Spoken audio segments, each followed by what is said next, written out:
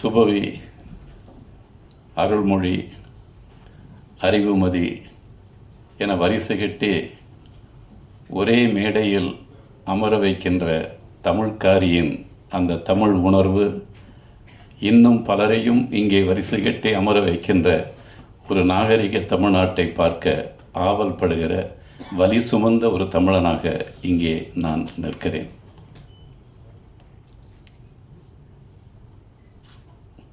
இது ஒரு குடும்ப விழா தான், தமிழ் குடும்ப விழா.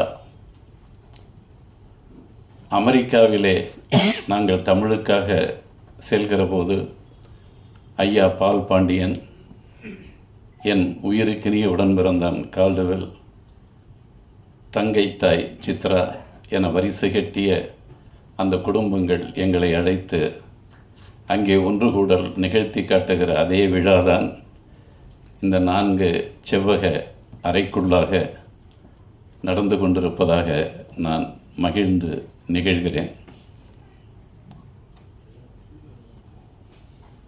என் உடன் பிறந்த சுபவி ஒரு நாள் அவரை நான் அண்ணன்னு தான் கூப்பிட்டு இருந்தேன். சொல்லுங்கண்ணா சொல்லுங்கண்ணா அப்படின்னு தான் சொல்லுவேன். நான் ஏபி ஸ்ரீதரை கூட அண்ணன்னு தான் சொல்லுவேன். உடனே மதி உன் வயசை சொல்லு அப்படின்னாரு. சொன்னேன், இனிமேல் நீ என்ன அண்ணன் சொன்னால் கொன்னுடுவோம்.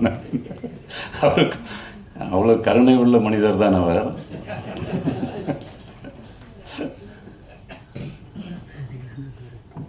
அவரை விட நான் 5-6 வயது மூத்தவன் என்பதை அன்றைக்கு அவர் உணர்ந்து கொண்டார்.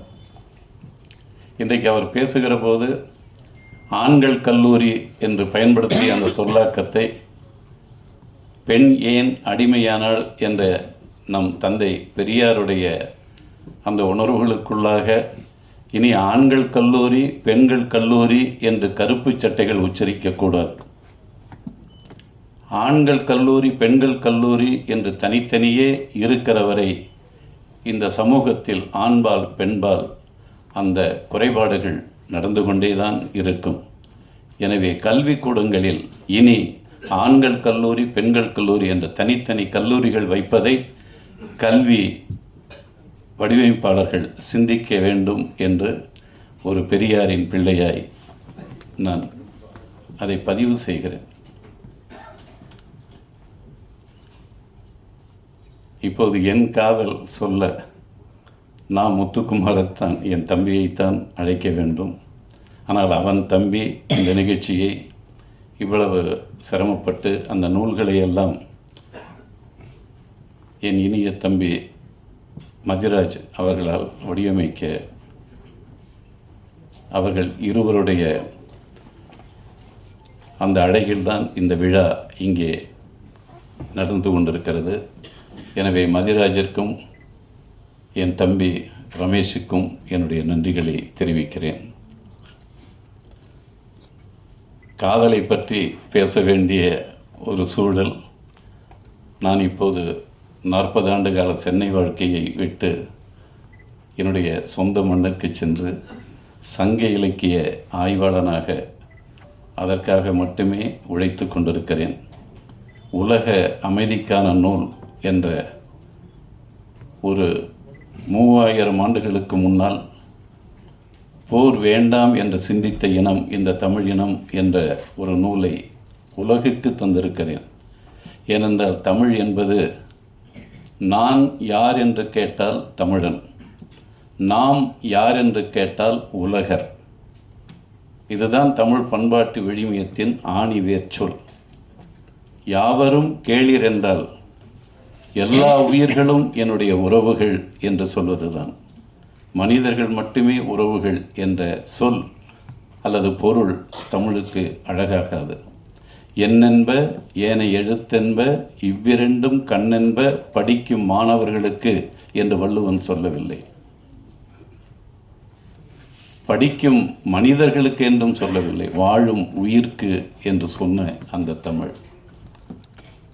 அந்த தமிழுக்குள்ளாக காதல்,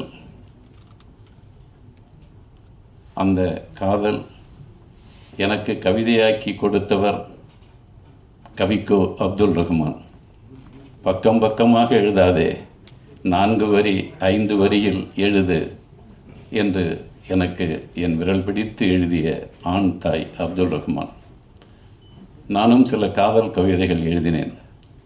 என்னை எல்லோருக்கும் பிடித்திருக்கிறது, அவனையும் எல்லோருக்கும் பிடித்திருக்கிறது, எங்களைத்தான் யாருக்குமே பிடிக்கவில்லை. இதற்குள் நகைச்சுவை மட்டுமில்லை, ஆணவ படுகொலையும் இருக்கிறது என்பதை நீங்கள் உணர வேண்டும். ஒரு பெண் ஒரு ஆணை எப்படி தேர்ந்தெடுக்க வேண்டும் என்பதற்கு தந்தை பெரியாருடைய சிந்தனையை உள்வாங்கி உளவியல் ஒரு மருத்துவ கவிதையாக தந்தேன். அந்த பெண் சொல்லுகிறாள், தனித்த அறையில் தொடுவதை தவிர்த்தாய், கூட்ட நெரிசலில் தொட்டிட தவித்தாய், அங்கேதானடா உணர்ந்தேன் உன் மீதான என் காதலை.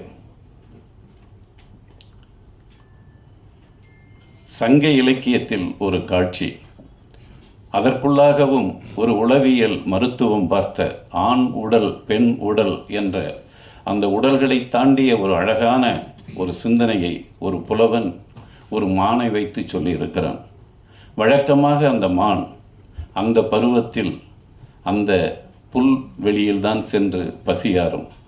அப்படி அந்த புற்களை தின்று பசியாறிய அந்த மான் தண்ணீர் குடிப்பதற்காக வழக்கமாக அதற்கு பக்கத்தில் இருக்கிற வாவியை குளத்தை தேடி வருகிறது.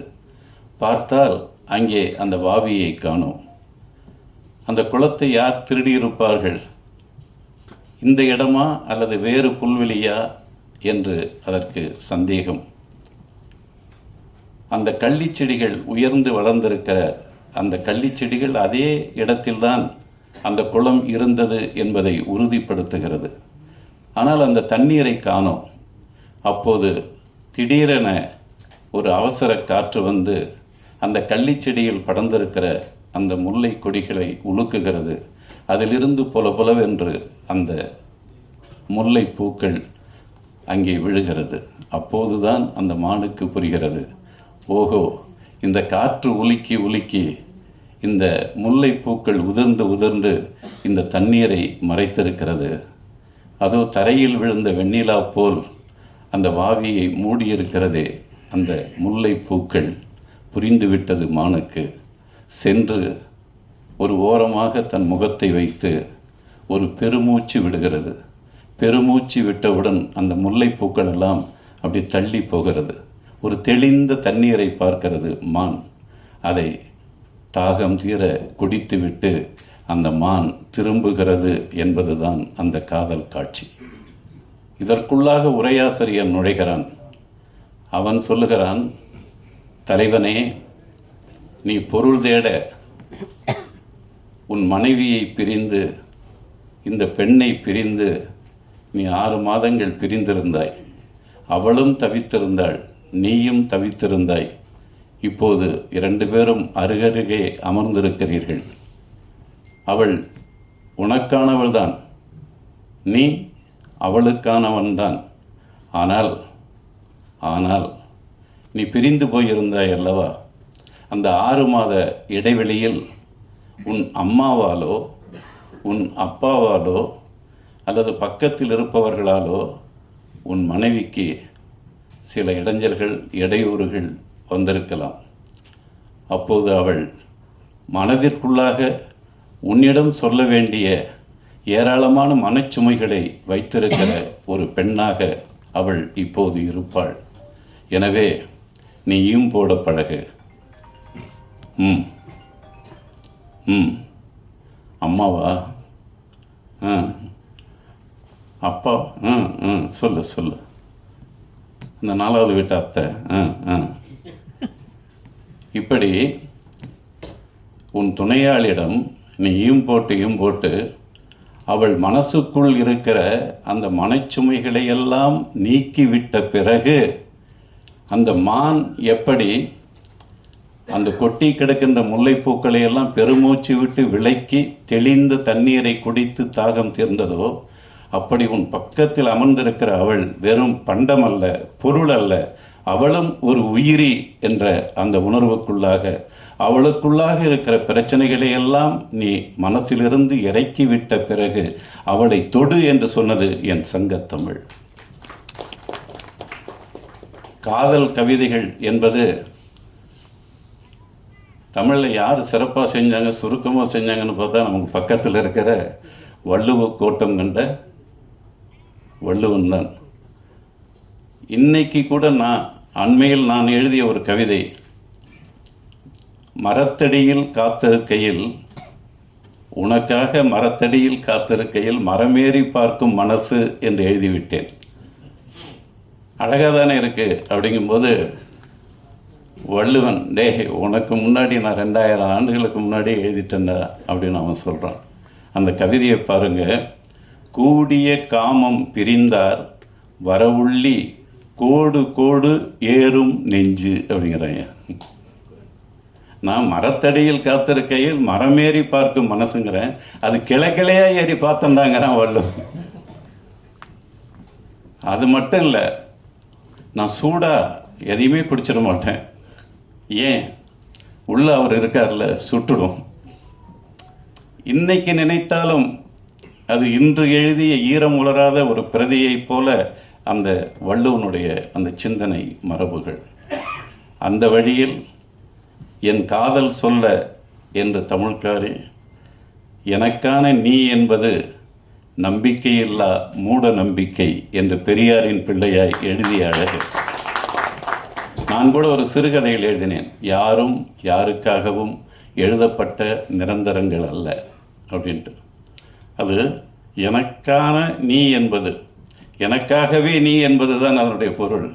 எனக்காகவே நீ என்பது நம்பிக்கையில்லா மூட நம்பிக்கை என்று அந்த கவிதை அவ்வளோ அழகாக, காதல் வேகத்தின் தூரத்தையும் வேகத்தடையின் நேரத்தையும் நீயே முடிவு செய்கிறாய் முடிவிலி என்று சொல்லுகிற அழகு. நான் கூட இந்த வேகத்தடையை ஒரு திரையிசை பாடலில் பயன்படுத்தினேன். காதல் வழி சாலையிலே வேகத்தடை ஏதுமில்லை, நாணக்குடை நீ பிடித்தும் வேர்வரைக்கும் சாரல் மழை என்று இசைஞானிக்கு நான் தமிழ் கொடுத்தவன்.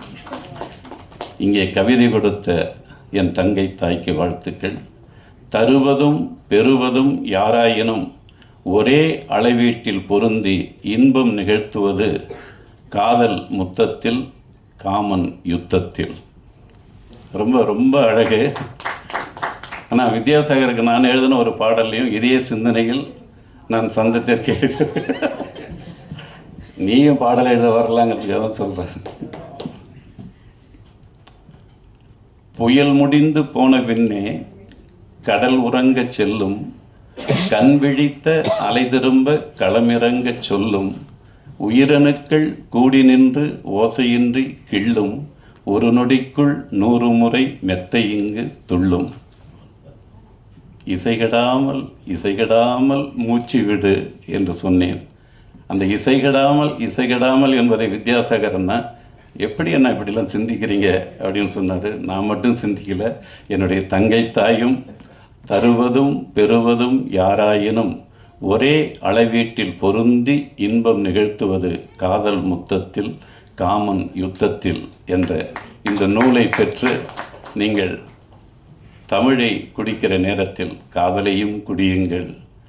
காதல் என்பது அகத்துறை பாடல்கள் புறத்துறை பாடல்கள் எல்லாம் தமிழில் இருக்குன்னு சொன்னீங்களே தவிர, என்னுடைய அகத்துறை பாடல்களை படிக்கிற போது இந்த ஆணாதிக்க உணர்வு அது சங்க இலக்கிய காலம் தொட்டு இன்று வரையும் மாறவே இல்லை என்பதை நீங்கள் உணர வேண்டும்.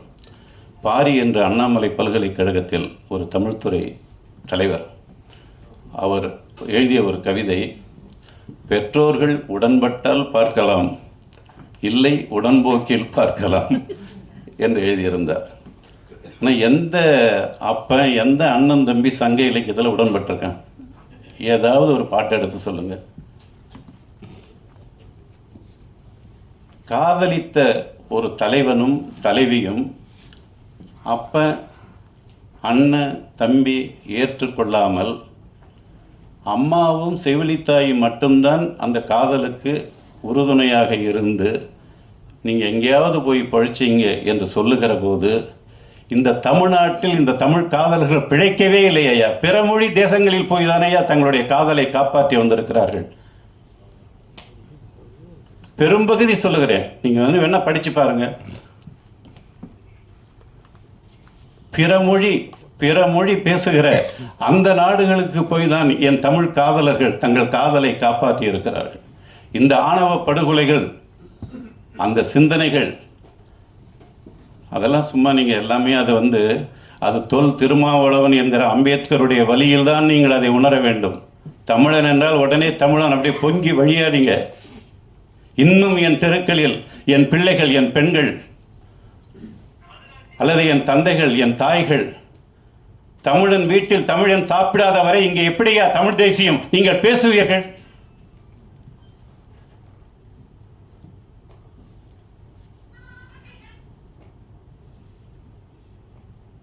பார்ப்பார்க்கல்லது பணிபாரியலே, பார்ப்பனர் நோவன செய்யலர்.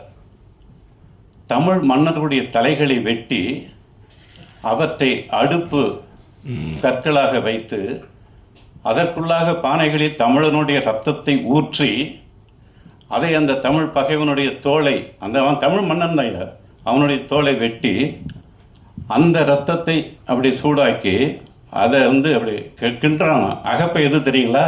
ஒரு தமிழ் மன்னனுடைய தோல். அது எது செய்ய? வேள்வி செய்ய.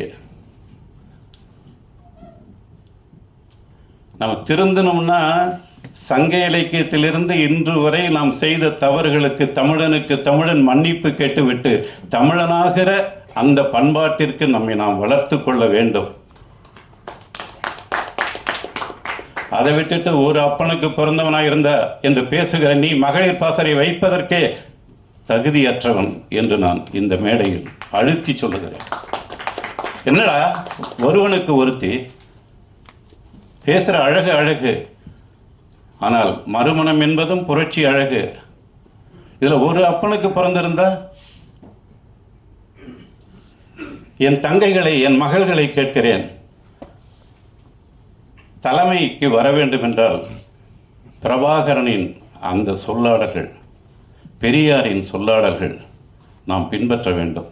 அது திராவிட இயக்கமாக இருந்தாலும் தமிழ் இயக்கமாக இருந்தாலும் நான் பார்வையாளனாகத்தான் இருக்கிறேன். நான் எந்த மேடைக்குள்ளும் நான் செல்லவில்லை. ஆனால் 76 வயது வரைக்கும் நான் தமிழுக்காகவும் தமிழனுக்காகவும் தமிழ் ஈழத்திற்காகவும் வாழ்ந்து கொண்டிருக்கிற ஒரு சராசரி மனிதன். இந்த சென்னையில் வாழ முடியாமல் நான் என் ஊரில் போய் என் தமிழுக்காக, என் சங்க இலக்கியத்திற்காக வாழ்ந்து கொண்டிருக்கிறவன். எவனும் என்னை கை நீட்ட முடியாது. பேசுங்கள் மேடையில். என் பிள்ளைகள் பேசுகின்றன, பரதாவை போட்டு பேசுகின்றன. என்ன பேசுகின்றன? மயிறு. எப்படியடா ஒரு மேடையில், எப்படி ஒரு மேடையில் அதை நீ எப்படி கைத்தட்டுகிறாய்?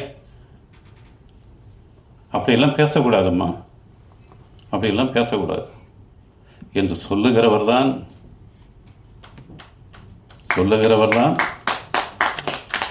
தலைவர் பிரபாகரன் பெயரை சொல்லுவதற்கு தகுதியானவர். சந்திரிக்கா முந்திரிக்கா என்று எழுதியதற்காகவே அந்த பாடல் வெளிவராது என்று தடை செய்த பண்பாட்டு தலைவன் பிரபாகரன். அப்படியெல்லாம் இல்லை. அவங்க ஒரு பெண், அவங்கள அரசியல் ரீதியாக விமர்சனம் பண்ணுங்க. ஆனால்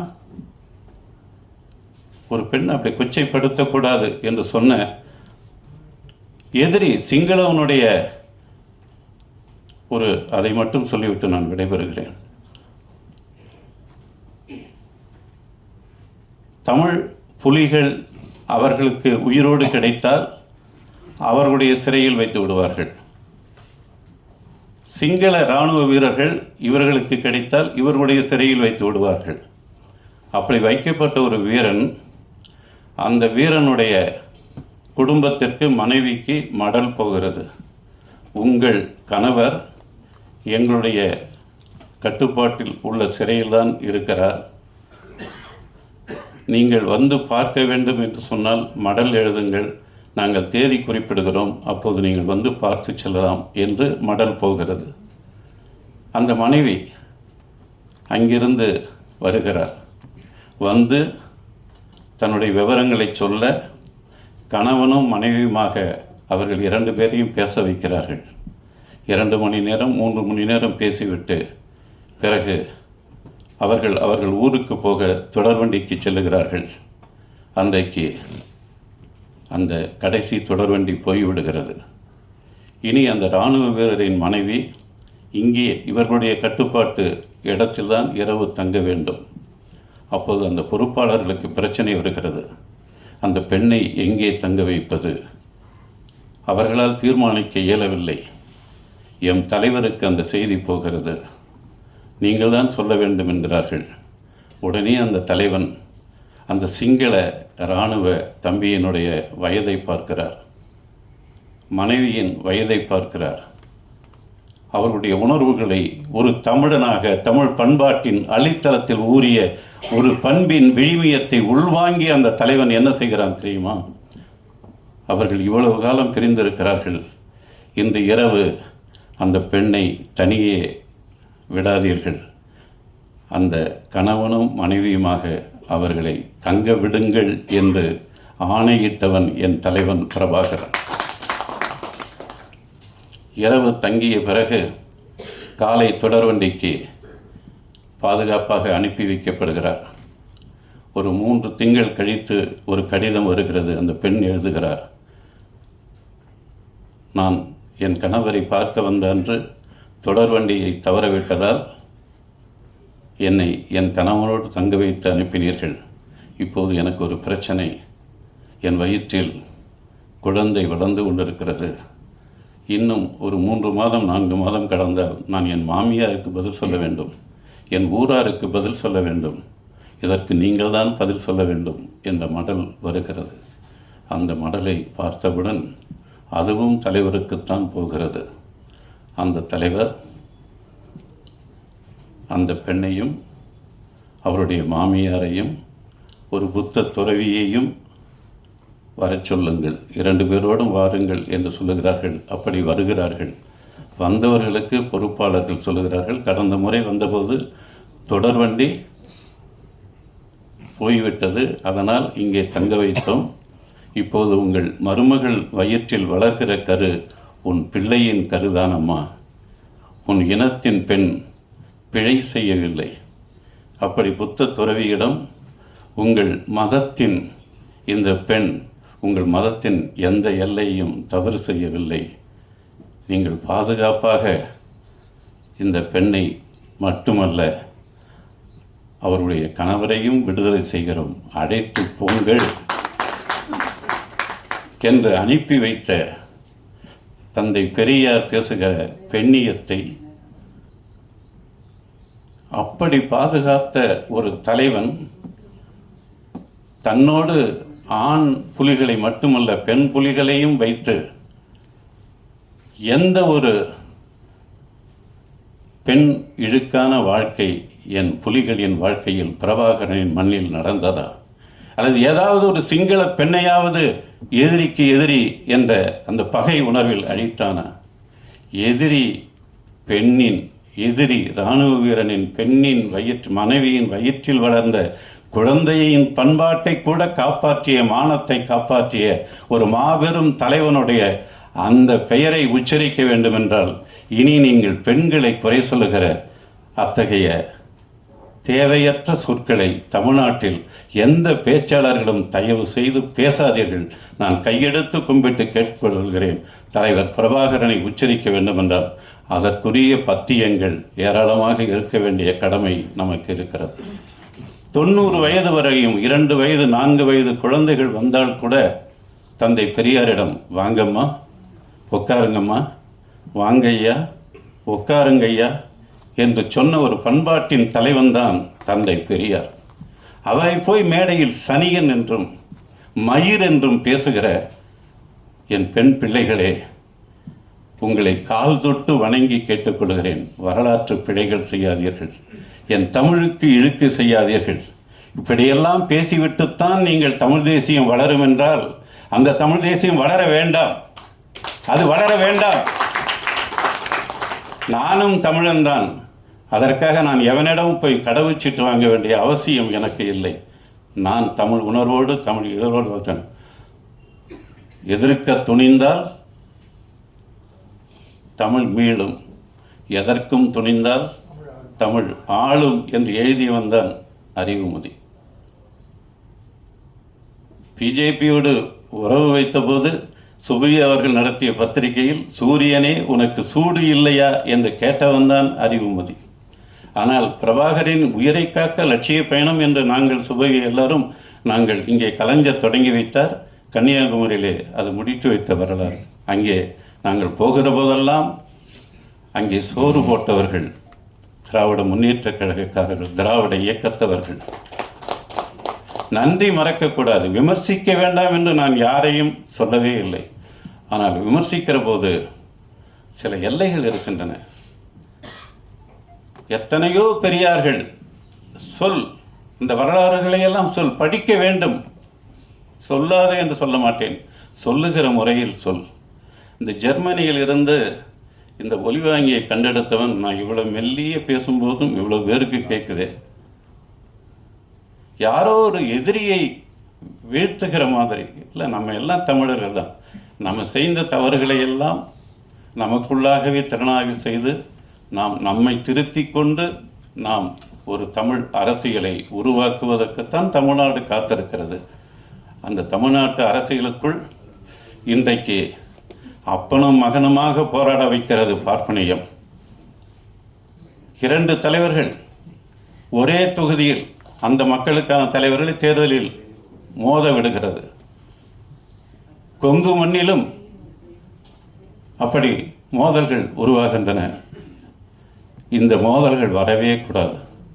நீங்கள் போட்டுக்கொண்டிருக்கிற இந்த தேர்தல் இந்த நேரத்தில் தமிழர்களை பிளவுபடுத்தி நீண்ட காலத்திற்கு நீங்கள் எங்களை வாழ விடாமல் செய்து விடாதீர்கள். எல்லோரும் தங்கள் தங்கள் தவறுகளை உணர்ந்து நமக்கு கிடைத்த தலைவர்களுடைய மிகச்சிறந்த பண்பாட்டு விழுமியங்களை அள்ளிக்கொண்டு நாம் மிகச்சிறந்த கவிதைகளையும் இலக்கியங்களையும் படைப்போம், அரசியலையும் படைப்போம் என்று கேட்டு விடைபெறுகிறேன். நன்றி. இந்நேர பொழுதில் சென்னையை சூடாக்கி இருக்கிறது சூர்ப்பனகை வெளியீடு. மிக அருமையான இந்த தருணத்தில் எங்களுடைய அற்புதமான முன்னத்தி இயரான பேராசிரியர் சுபவி ஐயா அவர்களுக்கு என்னுடைய நெஞ்சார்ந்த வணக்கத்தையும், அயலக தமிழர் நல வாரியத்தினுடைய தலைவராக இருக்கக்கூடிய ஜல்லிக்கட்டு காளை ஐயா கார்த்திகேய சிவசேனாதிபதி அவர்களுக்கும், அருமைக்குரிய வெள்ளித்திரை எழுதிய விசித்திர கவிதையான அருமைக்குரிய ஐயா பார்த்திபன் அவர்களுக்கும், பார்த்திபென் அவர்களுக்கும், அன்பிற்கினிய சகோதரர் கவிஞர் அருண் அவர்களுக்கும், இங்கே குழுமி இருக்கின்ற அத்தனை நல்லுள்ளங்களுக்கும் நேரத்தின் அருமை கருதி ஒவ்வொருவரையும் நான் பெயர் சொல்லி அழைத்ததாக கருதி இன்றைக்கு விழா நாயகி கதாநாயகியாகவும் திகழ்ந்து கொண்டிருக்கின்ற 3 வெவ்வேறு கோணத்தில் இருக்கக்கூடிய பொருண்மைகளை எடுத்து வந்து 3 புத்தகங்களை உருவாக்கி இருக்கின்ற அன்பு அக்கா சித்ரா அவர்களுக்கு நமது நெஞ்சார்ந்த வணக்கத்தையும் வாழ்த்துதலையும் தெரிவித்துக் கொள்வோம். அக்கா என்றால் அவர் என்னை விட வயதில் இளையவர். பொதுவாக தமிழில் பெரிய பாண்டித்தியம் படைத்தவங்களை ஔவையார்னு சொல்கிறது இல்லையா, அந்த மாதிரி அவங்க அமெரிக்காவுக்கும் அக்காவாயிட்டாங்க. அமெரிக்கையான அக்கா, அமெரிக்கா அக்கா. அப்படி மிக மிக அருமையானத ஒரு தொடர்ச்சியாக 2022, 2023, இப்போது 2 ஆண்டுகள் கழித்து 2026 அடுத்த 3 நூல்களை எழுதியிருக்கின்றார். அவரை ஒரு நிறைய அருமையாக ஐயா அவர்கள் சூர்ப்பனகையில் தொடங்கி வைத்தார். அது ஒரு அற்புதம். ஐயா அவர்களுடைய பேச்சை SIVT கல்லூரியில் ஐயா இருக்கும்போது அப்போ ரொம்ப ஹீரோ மாதிரி இருப்பாருங்க. நீங்கள் என்னங்க தலையை கோதுறவங்களாம் பார்த்தா அப்படி பெரிய ஹீரோன்றீங்க கதாநாயகன். அவர் ரொம்ப அழகாக இருப்பாருங்க. அவருடைய அழகை ரசித்த மாணவர்கள் நாங்கள். அப்படி வகுப்பில் பாடம் நடத்தும் போதும் சரி, மேடையில் பேசும்போதும் சரி, அவ்வளோ அந்த முடி முன்னாடி வந்து அழகாக விழும். ஏன் இவங்க அண்ணன் இவரை வச்சு படம் எடுக்கலன்னு நாங்கள் அப்போ பேசிக்குவோம். அவ்வளோ நிஜமாக உண்மைதானா? உண்மை. அவ்வளோ கம்பீரமாக எங்களுக்குள் ஈழத்தை விதைத்த அற்புதமான தமிழ் புலி அவர். அப்படிப்பட்ட அவர் சூர்ப்பனகை பற்றிய மிக அருமையானதொரு அந்த வாயிலை திறந்து வைத்து இந்த இந்த நூலில் நம்ம நேரத்தை அருமை கருதி சீக்கிரம் முடிச்சிருவோம். கம்பனுடைய சொல்லை எடுத்து அதிலிருந்து சூர்பனகையை வடித்திருக்கின்ற பணியைத்தான் அக்கா சித்ரா அவர்கள் செய்திருக்கிறார்கள். அது அவர்களே சொல்கிறார்கள். இதை நான் கம்பனுடைய சொல்லியிருந்த கம்பன் தவறாக பல இடங்களில் பல மேடைகளில் மிக முக்கியமாக கம்பன் கழகங்களில் சித்தரிக்கப்படுபவன். கம்பனை வித்தியாசமாக எப்படி வேண்டுமானாலும் சொல்லலாம். ஆனால் கம்பனுடைய அடியை எடுத்தே கம்பனை நான் சூர்பனகையை வடித்திருக்கிறேன் என்று இந்த இடத்துல இந்த நூலிலே அவர் சொல்லியிருக்கின்றார். ரொம்ப அழகாக ஒரு நூலை தொடங்கும் போது எப்படி ஒரு பெண் ஏன் அடிமையானாள் அப்படின்றத, அவள் எப்படி ஒரு தாய் வழி சமூகத்தில் அப்படி தொடங்கி எப்படி விலங்குகளையெல்லாம் அவள் காட்டு விலங்குகளெல்லாம் வீட்டு விலங்காக மாற்றினாள், வீட்டு விலங்குகளாக மாற்றினாள், நாயை மாற்றினாள், பசுவை மாற்றினாள். அவளால் மாற்ற முடியாத ஒரே விலங்கு ஆண் மட்டும்தான். அப்படியான ஒரு தாய் வழி சமூகத்தை அந்த அந்த அந்த செய்தியெல்லாம் சொல்லிட்டு நேராக அவங்க உள்ளே போகிறாங்க. அதுக்குள்ளே ஒரு செய்தியை சொல்கிறாங்க. இப்படி ஒரு மாற்றம் வரும் முன்னரே சமூகத்தினாலும் தன்னை சுற்றிலும் வாழ்ந்த ஆண்களாலும் தன் உடலும் உள்ளமும் சிதைக்கப்பட்ட குரலற்ற பெண்ணின் குரல் கம்பனின் இராமாயண கதையில் உண்டு. அதுதான் இந்த அண்ணா அவர்கள் சொன்னது போல அது ஒரு வேற எடுத்து அப்படியே அருமையாக கொடுத்திருக்கிறார்கள். அதை கம்பனிலிருந்தே எடுத்து கொடுத்திருப்பது தான் மிக அருமை. இதை கம்பன் எழுதிய அந்த சூழலை படித்து அறியாதவர்கள் இன்றும் சொல்லிக் கொண்டிருப்பது பெண்ணுக்கான அநீதி, அவள் உரிமை மீதான அடக்குமுறை என்று ரொம்ப அருமையாக அங்கங்கே ஒரு வாக்குமூலமாகவே தந்துவிட்டு சென்றார்கள். அது ரொம்ப அழகு. அதில் ரொம்ப அருமையாக அந்த சூர்பனகையுடைய அந்த தலையை விரிச்சு போட்டா அப்படின்றத சகோதரி அக்கா அருள்மொழி அவர்கள் சொன்னார்கள். இவங்க ஒரு சித்திரிக்கிறாங்க அருமையா. செம்பட்டை அதிகமாகவும் அடர்த்தியான தலைமுடியினையும் கொண்டு காண்பவர் உள்ளம் மயங்கி பித்தாக்கி பின்னர் அலைய வைக்கும் அவள் பேரழகி. தனியாக ஒரு பெருங்காட்டில் வாழ்ந்து வருகின்றவள். ஆசைப்பட்டால் இந்த உலகம் முழுவதையும் வேகமாக சுற்றி வருகின்ற வலிமை உடைய சூர்பனகை அப்படின்னு ரொம்ப அழகா செம்பட்டை நிறத்தில் அந்த முடி அவங்க ஒரு சித்தரிப்பு கொண்டுறாங்க சூர்பனகைக்கு. நீங்கள் ஆரம்பத்தில் பார்க்கும்போது அவங்க இந்த ஏஐயில் பார்க்கும்போது ஏஐயில் வடித்த சித்திரம்னு அவங்க சொன்னாங்க. எனக்கு அதை நம்பவே முடியல. உண்மையிலேயே ஒரு அழகு, அப்படியே அதுலேருந்து ஆவேசம் என்று அந்த சூர்பனகையோட வடிவத்தை மாற்றி மாற்றி கொண்டு போய் மாற்றியிருப்பது மிகவும் அருமையாக இருக்கிறது. இந்த இந்த இந்த இந்த நூல் பற்றி அதிகமாக மற்றவர்கள் சொல்லியிருக்கின்ற போது நம்மால், அதிலும் குறிப்பாக ராமன் எந்த இடத்திலே சூர்பனகை இடத்திலே நழுவி விழுந்த இடம் என்று ஒரு பெரிய இன்னொரு ஒரு ஒரு விவாதத்திற்கான ஒரு இடத்தையும் எடுத்து வைத்திருக்கின்றார். அந்த வகையில் இந்த இடம் மிக அருமையான ஒரு நூலை படைத்திருக்கிறார்கள். சூர்பனகையை ஆண்களும் பெண்களும் இந்த உலகத்தில் இருக்கக்கூடிய குழந்தைகளையும் வாசிக்க வேண்டும். இது கம்பராமாயணத்திலிருந்து ஒரு பகுதி என்று நாம் சொல்லிக் கொண்டிருக்க போது கலிங்கத்து பரணிலிருந்து ஒரு பகுதியை எடுத்து குருதி பூத்த களம் என்று சொல்லிக்கிறார். இன்னைக்கு ஒரே அருமையான ஒரு நாள். இன்னைக்கு சூர்பனகை குருதி என்று பயங்கரமாக இருக்குது. உண்மையிலேயே கலிங்கத்து பரணி, உண்மையிலே கலிங்கத்து பரணின்னு சொன்னால் உடனே பரணின்னு சொன்னாவே 1000 யானைகளை போரிலே வென்ற வீரனுக்கு பாடுவது பரணின்னு சொல்லுவாங்க. ஆனால் ரொம்ப அழகாக அக்கா அவர்கள் சொல்லியிருக்காங்க, பரன் மீது இருந்து புலவன் நேரடியாக ஒரு போர்க்கள காட்சியை கண்டு வடிப்பதுதான் அது பரணி என்று ரொம்ப அருமையாக எடுத்து சொல்லியிருக்கிறார்கள். அற்புதம். அதாவது பேசாத இடத்தில் வெளிச்சம் போடாத இடத்திலெல்லாம் வெளிச்சம் காட்டுகின்ற பணியை சொல்கிறாங்க. ராஜராஜ சோழனை பற்றி பேசுவார்கள், ராஜேந்திர சோழனை பற்றி பேசுவார்கள். ஆனால் எனக்கு தெரிந்த குலோத்துங்க சோழனை பற்றி அதிகம் பேசியவர்கள் இல்லை, ஒட்டக்கூத்தரை தவிர. ஒட்டக்கூத்தரும் அவருடைய அந்த செய்யுள் அடர்த்தி மரபார்ந்த செய்யுளை வடித்திருக்கிறார். ஆனால் குலோத்துங்க சோழனை பற்றி இவ்வளவு செய்திகளை சமகால இளைஞர்களுக்கு தலைமுறைக்கு கொண்டு வந்து சேர்க்க முடியுமா என்றால் என்னால் முடியும் என்று அமெரிக்காவிலிருந்து சித்ரா ஓடி வந்திருக்கிறார்.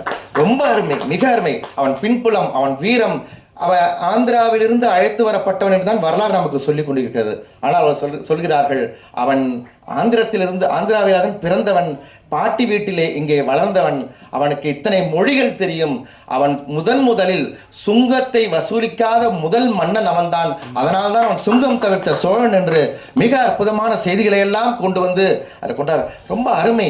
இந்த நூலை படிக்கும்போது மூங்கில் காடு எரிகிறது, ரொம்ப அருமையாய் இவங்களுடைய அந்த கவிதையாலே பின்னப்பட்டவர் தான் சித்ரா அவர்கள்.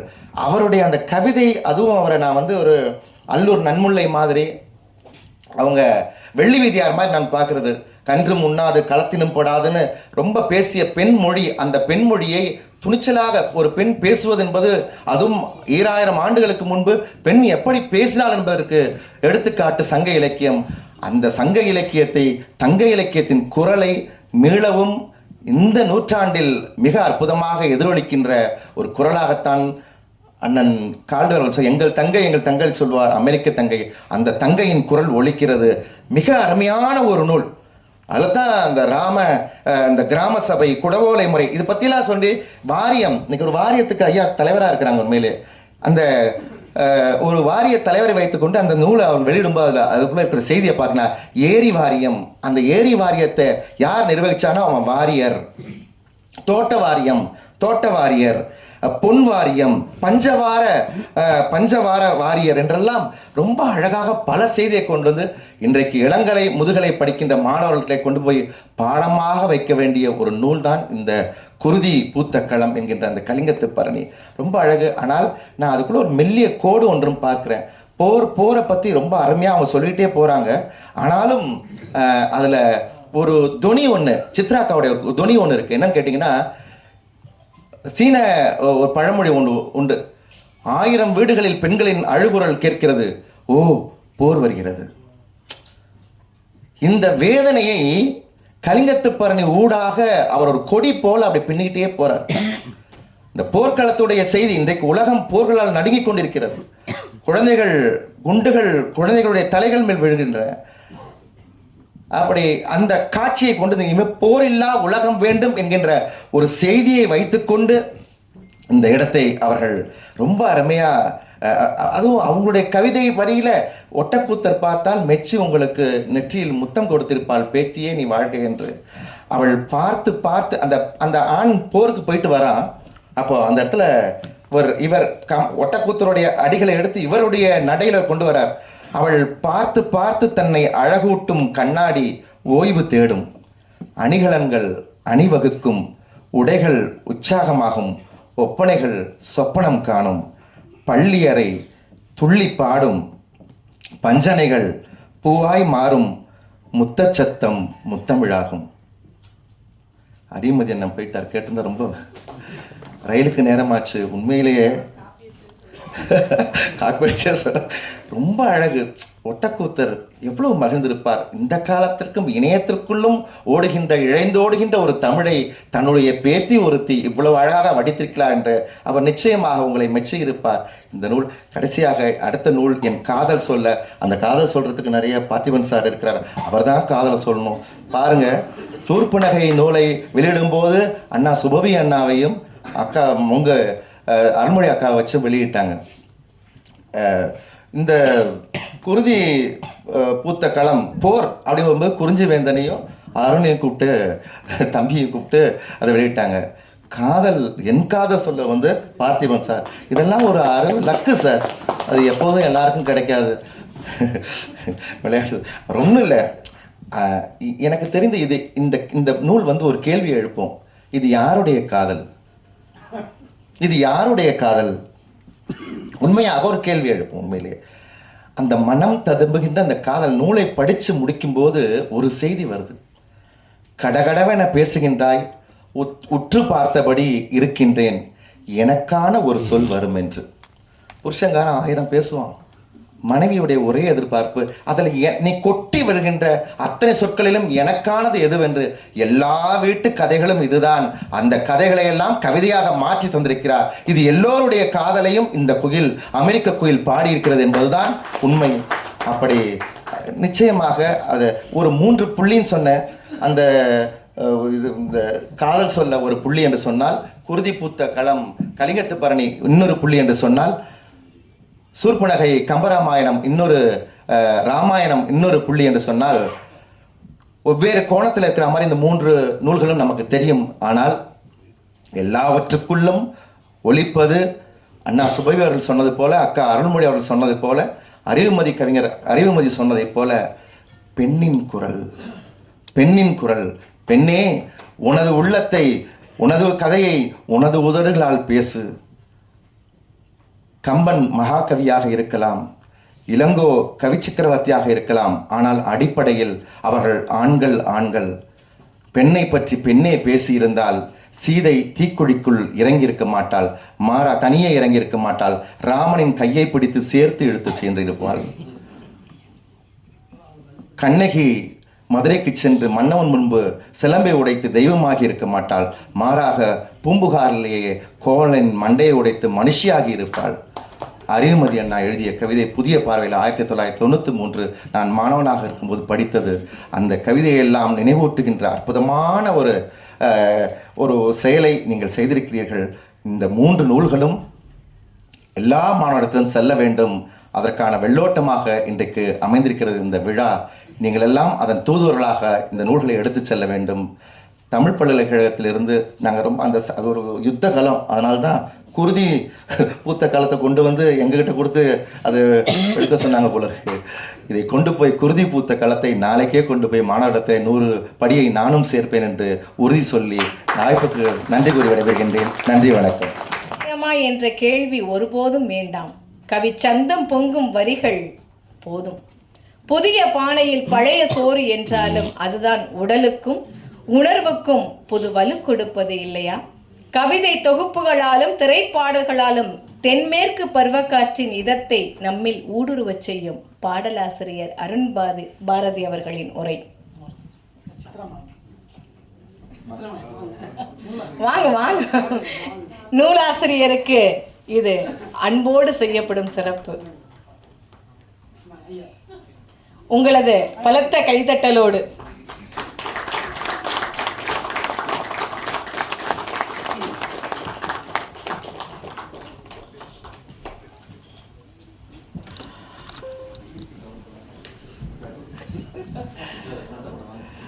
கடைசி வரை காத்திருக்கும் நல்ல இதயங்கள் அனைவருக்கும் என் நன்றி. உங்கள் எல்லாருக்கும் ஒரு மகிழ்ச்சியான செய்தி என்னென்னா, கரெக்டாக ஒரு 2 நிமிஷத்துக்கு மேலே நான் பேச மாட்டேன். கிட்டத்தட்ட நிறைவு பகுதிக்கு வந்துட்டோம்னு நினைக்கிறேன். இந்த சினிமாலெலாம் ஃபிலிம்லலாம் பெரிய பட்ஜெட் படம் வரும், ரஜினிகாந்த் சார் படம், அந்த மாதிரி பெரிய பெரிய படங்கள்லாம் வரும்போது அங்கங்கே ஒரு சின்ன பட்ஜெட் படம்லாம் வரும், அங்கே போனவங்களாம் அப்படிங்க வர்ற மாதிரி. அது மாதிரி பெரிய பெரிய ஆளுமைகள்லாம் இருக்கும்போது அப்பப்போ என்னையும் இடையில கூப்பிட்டு விட்டாங்க. ஸோ ஏற்கனவே நான் என்ன சொல்லணும்னு நினச்சேனோ அதை பூரா குறிஞ்சி மைந்தன் ஐயா சொல்லிட்டாரு. அவர் அண்ணா வந்து இல்லை காதல் சொல்ல வந்து பார்த்திபன் சாருக்கும் சூர்பனகை வந்து சுபவி ஐயாவுக்கும் எங்களுக்கு வந்து குருதி பூத்த களமும் கொடுத்துட்டாங்க அப்படின்னு சொல்லி ரொம்ப ஆதங்கப்பட்டார். அது என்னமோ தெரில, நம்ம ராசி அப்படி. நான் கூட படத்துலலாம் கூட ஏதாவது கேட்கும்போது ஏதாவது ஒரு மெலடி பாட்டு கொடுங்க, ஒரு மெல்லிசை பாட்டு கொடுங்கன்னு கேட்பேன். எப்போ பாருந்த அருவாள் எடுத்து வெட்டுறது, குத்துறது, கொலை பண்ணுற மாதிரியே தான் பாட்டு கொடுக்குறாங்க. கடைசியாக இவர் அந்த அண்ணாத்த படத்தில் கூட சிவா சார்ட்ட கேட்டேன், சார் எப்படியாவது ஒரு மெலடி பாட்டு கொடுங்க சார். கடைசியாக கூப்பிட்டு ஒரு பாட்டு கொடுத்தாரு. போய் பார்த்தா அப்படியே சூப்பர் ஸ்டார் ராயல் என்ஃபீல்டில் அருவாளை தூக்கிட்டு வர்றாரு, வா சாமிங்கிறது ஒரு மாதிரி ஆயிடுச்சு. ஸோ அதனால் நம்ம மூஞ்சி அப்படின்னு நினைக்கிறேன் சார். அதனால் எப்போ பார்த்தாலும் நமக்கு காதலுக்கும் நமக்கும் ஆகவே ஆகாதுன்னு நினைக்கிறேன். அதெல்லாம் வந்து பார்த்திபன் சார் மாதிரியான ஆட்களுக்கு தான் வாய்க்குதுன்னு நினைக்கிறேன். ஸோ அது மாதிரி அப்புறம் வந்து பாசக்காரி பணக்காரி அப்படின்லாம் சொன்னாங்க. அப்படி என்று சொல்வது போல் அப்படி நாங்கள் சொல்வது போல்லாம் இல்லை, அது சொல்கிறது தான். அது என்னென்னா வந்து அவங்க உண்மையிலே வந்து பழகிற யாருக்கிட்டையுமே ஒரு பிசின் மாதிரி ஒட்டிக்கிறதுல உண்மையிலே சித்ரா மகேஷ் வந்து ஒரு பாசக்காரி தான். இன்றைக்கி வந்து ஒரு பல 100 இதயங்களை வென்று வைத்திருக்கக்கூடிய ஒரு பணக்காரி தான். அதனால் அவங்களுக்கு வந்து அந்த பாசக்காரி பணக்காரி அப்படின்னு நீங்கள் கொடுத்த பட்டங்கள்லாம் தகும்னு நினைக்கிறேன். அப்புறம் வந்து செண்பகம் மேடம், அவங்களுக்கு ரொம்ப நன்றி. ஏன்னா வந்து ரொம்ப நல்லா தங்கமா வைரமா இப்படிலாம் என்னை முதல் முறையாக ஒருத்தங்க வந்து காம்பேர் பண்ணி கூப்பிட்றது இதுதான் ஃபஸ்ட் டைம். நான் ஒரு காலேஜுக்கு போயிருந்தேன். அடுத்து வர்றவர் வந்து ஒரு பிச்சைக்காரன், ஒரு களவாணி, ஒரு திமிரு பிடிச்சவன், ஒரு சண்டைக்கோழி, அப்படின்னு சொல்லி கூப்பிட்டாங்க. அப்புறம் தான் பார்த்தா அதெல்லாம் நான் எழுதின படத்தோட பாடல் பட்டியல் கொலகாரன் இப்படியே கூப்பிட்டாங்க. அப்புறம் தான் நான் சொன்னேன், எப்பா நான் அண்ணாதுரை தான்ப்பா முதல் படம், அண்ணாதுரை ஆரம்பித்து வைத்தார் அப்படின்னு ஒரு நல்லா சொல்லியிருக்கலாமே, அஜித் படம் விஸ்வாசத்துக்கு எழுதியிருக்கேன், அண்ணாத்துக்குலாம் எழுதியிருக்கேன், இப்படிலாம் சொல்லலாமே அப்படின்னு சொல்லி சொன்னேன். அது மாதிரி எனக்கு ஒரு நல்ல தங்கமாக வைரமா அப்படின்லாம் சொல்லி என்னை அழைச்ச செண்பகம் மேடம்க்கு ரொம்ப நன்றி. அப்புறம் வந்து இந்த புத்தகம் குருதி பூத்த களத்தை பற்றி சொல்ல வேண்டியதெல்லாம் அவர் சொல்லிட்டாருன்றதுனால என் வேலை ரொம்ப சுலபமாயிடுச்சு. ஒரே ஒரு வரி தான் அப்படி சொல்லிட்டு உட்காந்துடுறேன். என்னென்னா, 1000 யானைகளை கொன்று வெற்றி பெறக்கூடிய அரசனுக்கு வந்து பரணி பாடுவாங்களாம். அது மாதிரி 1000 தடைகளை வென்று வந்திருக்கக்கூடிய சித்ரா மகேஷ் அவங்களுக்கும் நம்ம பரணி பாடலாம் அப்படின்னு நான் நினைக்கிறேன். அதனால் அவங்களுக்கு வந்து என்னுடைய வாழ்த்துக்கள். அவங்க வந்து அந்த என் காதல் சொல்ல புத்தகம் தான் நான் முதல்ல படிச்சுட்டேன். அது நீங்கள் யாராவது நம்பலைன்னா அதுலேருந்து ஒரு கவிதை கூட சொல்கிறேன். நான் வேணா கேட்டுக்கங்க. நான் ஏதாவது 4 கவிதை சொல்லிடலாம், அவங்க 4 காதல் கவிதை சொல்லிடலாம், நம்ம 4 காதல் கவிதை சொல்லிடலான்னு பார்த்தேன். ஆனால் முடியலை. ரொம்ப நல்லா அதில் வந்து நிறைய குறும்புக்காரியாக அவங்க நிறைய கவிதைகள் எழுதியிருக்காங்க. அதே மாதிரி இந்த புத்தகத்தை பொறுத்த மட்டும், கலிங்கத்து பரணியை பொறுத்த மட்டும் ரொம்ப எளிமையாக இன்றைக்கி இருக்கக்கூடிய பிள்ளைகளுக்கெல்லாம், இப்போ நம்ம 2K கிட்ஸு ஜென்சி கிட்ஸ் எல்லாம் சொல்கிறோம்ல, அவங்களுக்கெல்லாம் ஒரு இலக்கியங்களை கொண்டு போய் சேர்க்கறதுக்கு அவங்க வந்து கலிங்கத்து பரணியை படிக்கிறதுக்கு முன்னாடி இவங்க எழுதின இந்த புத்தகத்தை படித்தாங்கன்னா அவ்வளோ பிரமாதமாக இருக்குது. இதை நான் ரொம்ப வார்த்தைக்காக சொல்ல. ஒவ்வொரு அந்த நடை வந்து எப்படின்னா ஒரு விஷுவலாக இருக்குது. ஒரு நம்ம வந்து ஒரு ராஜமௌழி படம் பார்த்த மாதிரி விஷுவலாக இருக்குது. அந்த போர்க்களத்தில் வந்து அப்படி சண்டை போட்டுட்டு இருக்கும்போது 2 பக்கமும் உடல்கள் வெட்டி சிதைக்கப்பட்ட உடல்கள் இருக்குல்ல, யானைகள்லாம் வெட்டி போட்டிருக்காங்கல்ல, அதில் வந்து ரத்த ஆறு ஓடிட்டுருக்கான். யானையோட தலைகள் ஒரு பக்கம் கரை மாதிரி இருக்கான், மனித உடல்கள்லாம் ஒரு பக்கம் கரை மாதிரி இருக்கான். அந்த மாதிரி சொல்கிறாங்க. அதே மாதிரி வந்து அந்த குலோத்துங்க சோழன் வந்து அந்த வில் எரியும் போது அவன் தலையில் போயிட்டு அந்த வில் அம்பு, அந்த தீ அம்பை எரியும் போது அவர் வந்து நேராக தலையில் போய் பட்டுருமா. அப்படி இந்த தலை வந்து அப்படியே குப்பு குப்பு குப்பு குப்பு குப்புன்னு எரிஞ்சிட்டு இருக்குமா. இதெல்லாம் பார்த்தா அப்படி ஒரு பிரளயம் ஜுவாலை மாதிரி இருக்குதான். அப்படி நிறைய இடங்கள்ல வந்து அந்த போர்க்களத்தை வந்து ரொம்ப பயங்கரமாக எழுதியிருக்காங்க. அந்த வில், வேல், வாள் இதெல்லாம் அடுக்கி வச்சுருக்கக்கூடிய அந்த பரனில் இருந்து பாடுறதுனால இதுக்கு பரணி அப்படின்னு பேர் வந்தது அப்படின்னு சொன்னாங்க. இப்போ புலவர்கள்லாம் அங்கெல்லாம் களத்துக்கெல்லாம் போயிருக்காங்களா அப்படின்னு எனக்கு பயங்கர ஆச்சரியம். ஏன்னா இப்போ தலைவர்களே களத்துக்கு வர்றதில்ல, ஆனால் அங்கே புலவர்களே களத்துக்கு போய் பாட்டு எழுதியிருக்காங்கிறது வந்து ரொம்ப பெரிய விஷயம். அதனால் வந்து இந்த புத்தகத்தை படிக்கும்போது ஒரு அற்புதமான ஒரு விஷுவலாக இருக்கும், ரொம்ப எளிமையாக இருக்கும். அதை விட வந்து ஒரு நல்ல கதையாக இருக்குது. நீங்கள் பிள்ளைகளுக்கு வந்து எடுத்து சொல்லக்கூடிய, பெரியவங்க படித்து பிள்ளைகளுக்கு சொல்லக்கூடிய கதைகளாக இருக்குது. அதை விட ரொம்ப வந்து ஒரு படம் பார்த்துட்டு வந்த மாதிரியான ஒரு ஃபீல் இருக்குது. ஸோ அடுத்தடுத்து ஐயா எல்லாம் வெயிட்டிங்கில் இருக்கிறதுனால நான் இதோட என்னுடைய உரையை முடிச்சுக்கிறேன். நன்றி, வணக்கம். என்ன இந்த புத்தகத்தை பற்றி பேசுவதற்கு, கவிதையை பற்றி பேசுவதற்கு, களத்தை பற்றி பேசுவதற்கு சரியாக தேர்ந்தெடுத்து இதனால் இவன் முடிக்கும் என்றாய்ந்து தகுந்த ஒவ்வொருவரையும் அழைத்து இந்த புத்தக வெளியீட்டினை சிறப்பாக நடத்தி கொண்டிருக்கும் தங்கை தமிழ்காரி சித்ராவிற்கு முதல் கண் வாழ்த்துகள்.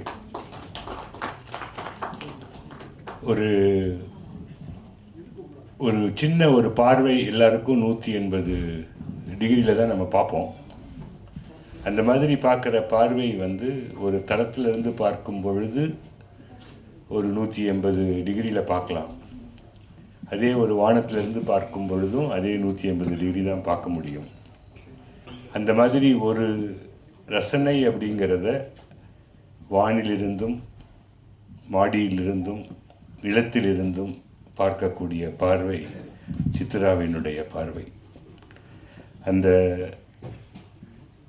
2015 வட அமெரிக்காவில் டாலஸில் 1330 குறளையும் ஒப்புவித்து முதல்ல குறளரசி என்ற பட்டம் பெற்ற ஒரு பெண்மணி. அவங்க வந்து முனைவர், ஆங்கில இலக்கியம், அதுக்கப்புறமேட்டு தமிழ் அப்புறமேட்டு முனைவர். இதெல்லாம் படித்ததெல்லாம் இளம் வயதில் கல்லூரி பருவத்தில், ஒரு கன்னி பருவத்தில் படிக்கக்கூடிய வாய்ப்புகள் இருந்தது. திருமணமாகி தன் குழந்தையை பெற்று குழந்தை ஒரு உயர்கல்வி படிக்கும் பொழுது என்னுடைய பணி 1330 திருக்குறளையும் ஒப்புவித்து அதற்கு பொருளையும் சொல்ல வேண்டிய கடமை அப்படிங்கிறது எத்தனை பேர்னால் முடியும் என்பதை நிரூபித்து காண்பித்த ஒரு தமிழ்காரி தான் தங்கை சித்ரா. அதற்கு முக்கிய ஒரு நன்றி சொல்ல வேண்டியது மகள் ஆதனாவிற்கும் கணவன் மகேஷுக்கும். அவங்களுக்கு ஒரு நன்றி சொல்லணும். அதே மாதிரி ஒரு ஆங்கில இலக்கியம் தளி அப்படிங்கிற ஒரு ஊரில் பிறந்ததுனால என்னவோ தெரியல, எல்லா சாதிகளையும் ஜோதியாக்கிய, எல்லாரையும் ஒரு பொதுமையாக பார்க்கக்கூடிய, பகுத்தறிவோடு செயல்படக்கூடிய பண்பை பெற்றவள் தான் தங்கை சித்ரா. அதற்கு ஒரு முக்கியமாக அந்த கிராமத்தில் இருந்து கல்லூரிக்கு போய் படிக்க வைக்கக்கூடிய சூழலை உருவாக்கி கொடுத்தது அவருடைய தந்தை. அதனால் இந்த 2 ஆண்களும் இங்கு இல்லை என்று அவர்கள் இல்லாத குறையை தன்னுடைய மாமனாரும் மாமியாரும் இங்கு அமர்ந்திருக்கிறார்கள். அவர்கள் முன்னிலையில் இந்த நிகழ்வு நடப்பது ஒரு அண்ணனாக நான் பெருமைப்படுவது என்னுடைய தனித்துவம். இங்கு இதற்கு முன்பு திருக்குறள் 3.0 அதையும் ஒரு புது வகையாக வடிவமைச்சு படித்தது, எப்படி இன்னும் எளிமைப்படுத்துது, அதை எளிமைப்படுத்துவதை எப்படி கவிதை நடையில் கொண்டு வர்றது அப்படிங்கிறதுக்கு சங்க இலக்கியத்தையும் திருக்குறளையும் முதல்ல கையில் எடுத்து முகநூலில் எழுத ஆரம்பித்து, அதற்கு அடிப்படை காரணம் வகுப்பு ஆசிரியராக புலம்பெயர்ந்த இடத்தில் கிட்டத்தட்ட ஒரு 2 ஆண்டுகள் ஒரு உயர்நிலை படிக்கிற மாணவர்களுக்கு, அங்கேயே பிறந்து வளர்ந்த குழந்தைகளுக்கு தமிழை சொல்லிக் கொடுத்து கொண்டிருந்த ஒரு காலத்தில் எப்படி அதை எளிமையாக கொண்டு சேர்க்க முடியும் என்பதை யோகித்து, இன்றும் அவர் சொல்லிக் கொடுத்த மாணவர்கள் ஒரு திருமணமாகி இருந்தாலும் கூட நன்றாக தமிழில் உரையாடி தெளிந்த எண்ணத்தோடு இருக்கக்கூடிய ஒரு ஆசிரியையாக மாணவர்களை உருவாக்கிய பெருமையில்தான் அந்த புத்தகத்தை புது கவிதை நடையில் திருக்குறளை ஒப்புவித்தவளும் அந்த குழந்தைகளினுடைய அனுபவத்தையும் மனதில் வைத்து செயற்கை நுண்ணறிவுடன் இந்த முத்துக்குமாரினுடைய தம்பி ரமேஷனுடைய ஒத்துழைப்பாலும் அந்த புத்தகத்தினை ஒரு புது வடிவமாக முதல் பெண்மணி திருக்குறளுக்கு தெரிவுரை எழுதிய பெண்மணியாக உருவெடுத்தவள் தமிழ்காரி சித்ரா. இதுவரையிலும் யாருமே எந்த ஒரு ஆட்களுமே எழுதினது கிடையாது. எந்த ஒரு பெண்ணுமே ஒரு பெண் தெளிவுரை எழுதிய பெண் உலகிலே கிடையாது. அதுவும் அந்த தமிழ்காரி என்ற பெயருக்கு பொருத்தமான ஒரு பெண்மணி சித்ரா அவர்களுக்கு உங்களோர் அனைவரின் சார்பாக ஒரு பாராட்டுகளை வாழ்த்துக்களை தெரிவிப்பது. 2வது எப்போ பார்வை, நான் சொன்ன வானுளவு பார்க்கக்கூடிய பார்வையும் தரையிலிருந்து பார்க்கக்கூடிய பார்வையும் ஒரே பார்வைதான். ஆனால் பார்வையினுடைய அளவும் பார்க்கும் பிம்பத்தினுடைய அளவும் மாறுபடும். வெளிப்பாடு பெரும் வெளிப்பாடு. அந்த வெளிப்பாடுகளில் குருதி பூத்த களம், சூர்பனகை, என் காதல் சொல்ல, ஒரு அரசனாக எப்படி இருக்கணும் அப்படிங்கிறதுல எந்த அரசனை எப்படி நம்ம கடிங்கத்து பழனியில் எடுத்துகிட்டு கொண்டு போய் சொல்ல முடியும் அப்படிங்கிற தொடாத விஷயத்தை தொட்டு அதை தெளியப்படுத்த வேண்டிய விஷயத்தை பகுத்தறிவோடு கொடுத்ததுங்கிறது குருதி பூத்த களத்தினுடைய தனித்துவம். இந்த இடத்துல சூர்பனகையை பற்றி எவ்வளவோ பேர் அவங்களுக்கு இந்த எங்கள் டேலஸில் ஞாயிற்றுக்கிழமையான ராமாயணம் சொல்லி கொடுக்கறதுக்கு தன்னுடைய மகளை கூப்பிட்டு போவாங்க. அவங்க அது என்ன ஸ்கூலுமா அது என்ன இது சொல்லு பரவாயில்ல. ஆனால் அந்த பால விகாஸுக்கு தன்னுடைய மகளை அழைத்து சென்ற போது அங்கே ஒரு கேள்வி கேட்டிருக்காங்க. கேட்டதில் உனக்கு ராமாயணத்தில் பிடித்த பாத்திரம் யார் என்று. அன்றே சூர்பனகை என்று அத்துணை மக்கள் முன் தன்னிச்சையாக சொல்லாமல் தைரியமாக பேசியவள் தான் இந்த தமிழ்காரி. சும்மா அங்கே போய் கூட்டத்தில் போய் அவங்களோட துதி பாடிக்கிட்டு உக்காந்துட்டு இருக்கக்கூடிய உணர்வுக்கு மத்தியில் மனதில் பட்டதை தைரியமாக தெளிவாக தன்னுடைய சிந்தனையை முத்திரையாக பதிக்கக்கூடிய தனித்துவம் படைத்தவள் இந்த தமிழ்காரி. இங்கே இருக்கக்கூடிய பத்திரிகையாளர்களுக்கு இதை உங்களுக்கு எடுத்து சொல்லுகிறேன். நீங்கள் அவசியமாக இதை எழுத வேண்டும். புலம்பெயர்ந்து சென்ற தமிழர்களில் புனிதத்தில் தன்னை தனியாக செதுக்கி கொண்ட ஒரு சிலர்களில் அவளுடைய எழுத்தும் வீச்சும் அருவாள் போன்றது. அதை நீங்கள் எடுத்து செல்ல வேண்டிய களம் இந்த தமிழ்நாட்டு செய்தி களம் என்பதை உங்களுக்கு உறுதி செய்து கொள்கிறேன். அது மட்டும் இல்லை, இன்னும் ஒரே ஒரு கருத்து மட்டும் சொல்லிட்டு முடிச்சுக்கிறேன். அவள் சொன்ன காதல் தன்னுடைய கணவனுக்காக தான், மகேஷுக்காக தான். இந்த மாதிரி எழுதக்கூடிய சூழலை ஒரு 10 வயது திருமண காலம், 20 ஆண்டுகள் திருமண காலம், ஒரு 60 ஆண்டுகள் காலம், 60 ஆண்டு காலம் திருமணமாகி மாமனார் மாமியார் இங்கே உட்காந்துருக்காங்க. அவர்கள் பேசும் வார்த்தைகள் நாட்களுக்கு நாட்கள் குறைந்து கொண்டே இருக்கும். ஆனால் கண்கள் பார்த்து புரிந்து கொள்ளும் பக்குவம் பெருகி கொண்டே போகும். அந்த காதலை தெளிவாக உணர்ந்து இன்று வரை தன்னுடைய சுற்றி இருக்கக்கூடிய உறவுகளை, இங்கே கார்த்திகேயன் சிவசேனாபதி இருக்கார், கால்டுவெல் இருக்கேன், தினகர் இருக்கார், அதுக்கப்புறம் 2 தம்பிகள் அங்கே இருக்கானுங்க, சக்தி அண்டு கீர்த்தின்னு சொல்லிட்டு, குறிஞ்சி வேந்தன் இருக்கார் சகோதரர், இங்கே தங்கை மகா. இந்த மாதிரி எங்களுக்கு டேலஸில் இருக்கக்கூடிய ஒரு பெரிய பலம் நட்புகளை எல்லாம் உறவாக்கி, உறவுகளை எல்லாம் நட்பாக்கி எப்படி நாங்கள் அவர்களோடு இணைந்து பயணப்பட வேண்டும் என்பதற்கு இலக்கணமாக வாழ்ந்து வரும் இந்த தமிழ்காரி இன்னும் எழுத்துக்களிலும் அவளுடைய தொடர் புத்தக எழுத்துக்களையும் ஒரு வேண்டுகோள் இங்கு வைத்து விடுகிறேன். அடுத்த புத்தகம் சங்க இலக்கியத்தை முழுமையாக சிறு கவிதைகளாக மாற்றி அவள் எழுதிய முகநூலில் இருப்பதை தொகுத்து எளிமைப்படுத்தி சீக்கிரம் வெளியிடுவாள் என்று உங்களுடன் வேண்டி விரும்பி விடைபெறுகிறேன். நன்றி, வணக்கம். தமிழ்காரியின் 3 நூல்கள் வெளியீட்டு விழா நிகழ்வில் பங்கெடுத்திருக்கிற அனைத்து ஆளுமைகளுக்கும், நூலாசிரியருக்கும், இங்கே கூடியிருக்கிறவங்கள் அனைவருக்கும் என் அன்பான வணக்கத்தை தெரிவித்துக் கொள்கிறேன். கடந்த ஆண்டு சித்ராவினுடைய நூல் வெளியீட்டிலே பங்கெடுத்திருக்க வேண்டும். அதுக்கு முன்னாடி ஆண்டு 2 ஆண்டும் பங்கெடுக்க முடியவில்லை. இன்றைக்கும் அதே தான் நிகழ இருந்தது. கடைசி நிமிடத்தில் வந்து இந்த வசை இன்றோடு முடியட்டும் என்று வேலையிலே வந்து உட்கார்ந்துருக்கிறேன். பக்கத்தில் சித்ரா வந்து அவ்வளோ தயங்கி 3 வருஷம் கழித்து வந்து உட்காந்துருக்குறாங்க. அந்த கோபம் இருக்கும், நியாயம்தான். இன்றைக்கும் உண்மையிலே வர முடியாத ஒரு சூழல் தான். அதை மீறி வந்து கடைசி நேரத்தில் அது வந்தாச்சு. அன்பிற்குரிய சித்ரா மகேஷ் அவர்கள், நம்ம அண்ணன் கால்டுவெல் அவர்கள் குறிப்பிட்டதைப் போல ரொம்ப ஆச்சரியமான ஒரு உழைப்பு. நாம் வர்ற பொழுதே 3 புத்தகத்தினுடைய பிடிஎஃப்பையும் படித்து தான் வந்தேன். படிக்கலை அதனால் பேச மாட்டேன்னு சொல்லாதீங்க. 3ஐயுமே பார்த்துட்டு தான் வந்தேன், படிச்சுட்டு தான் வந்தேன். ரொம்ப ஆச்சரியமான ஒரு இடம் வந்து ராமனுக்கும் சூர்பனகைக்கும் நடந்த உரையாடலில் சீதை வருவதற்கு முன்பு பேசிய ராமனின் குரலையும் சீதை வந்த பிறகு பேசிய ராமனின் குரலையும் பிரித்து ஒரு புத்தகத்தை எழுத துணிந்த அந்த துணிவுக்கும் அந்த பார்வைக்கும் முதலில் எனது வாழ்த்துக்களை தெரிவித்துக் கொள்கிறேன்.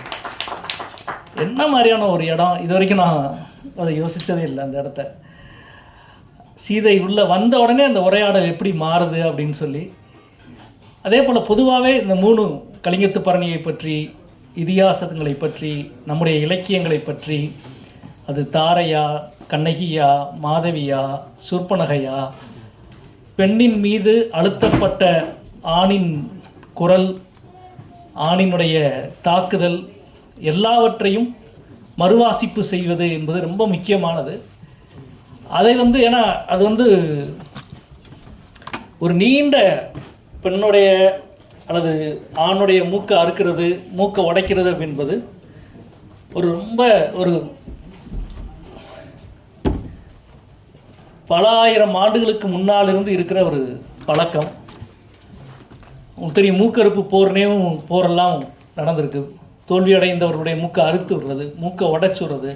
இப்பயுமே வந்து மூக்கு உடைஞ்சு போச்சுடா அப்படின்னு சொல்கிறது வந்து பல ஆயிரம் ஆண்டுகளாக இருக்கிற ஒரு பழக்கம். அதனுடைய குறியீடு தான் சூர்பனகை. நேரடியாக மூக்கை அறுத்ததில்லை, அது ஒரு குறியீடு. கண்ணகி இந்த மார்பை அறுத்து எரிகிறது என்பது இன்றைக்கும் அமேசான் காடுகளில் இருக்கிற ஓவியங்களில் இருந்து, குஜராத் பழங்குடிகளில் இருந்து பல இடங்களில் மார்பை அறுத்து எரிகிற அந்த கதைகள் உலகம் முழுக்க இருக்குது. மூக்கை உடைக்கிறது, மூக்கை அறுக்கிறதுன்றதும் உலகம் முழுக்க இருக்கிற, இந்தியாவில் இருக்கிற பல ஆயிரம் ஆண்டுகளாக இருக்கிற வதை சார்ந்த ஒன்று. அது இலக்கியத்தில் எப்படி இருக்குது அப்படின்றதும் அதையெல்லாம் மீண்டும் மீண்டும் பேசுகிறது.